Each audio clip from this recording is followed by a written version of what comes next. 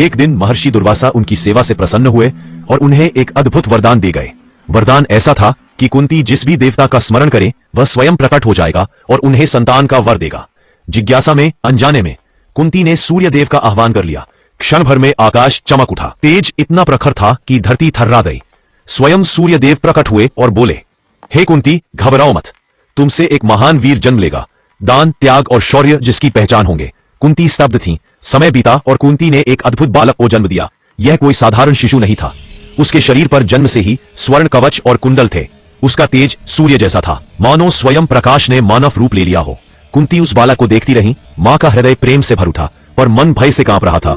वह जानती थी समाज इस सत्य को स्वीकार नहीं करेगा। रात का सन्नाटा था। कुंती की गोद में उनका पुत्र था। आंखों से आंसू रुक नहीं रहे थे। कितना कठिन होता है मां बनकर मां का कर्तव्य निभा ना पाना। कुंती ने अपने ही हाथों से उस बालक को एक स्वर्ण संदूक में रखा और संदूक को नदी की धारा को सौंप दिया।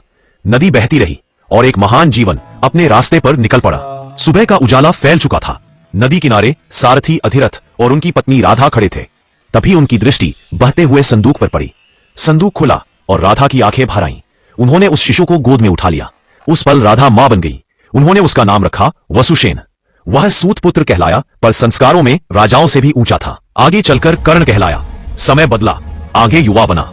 सूर्य का तेज उसके साथ था। वह था सूर्यपुत्र कर्ण।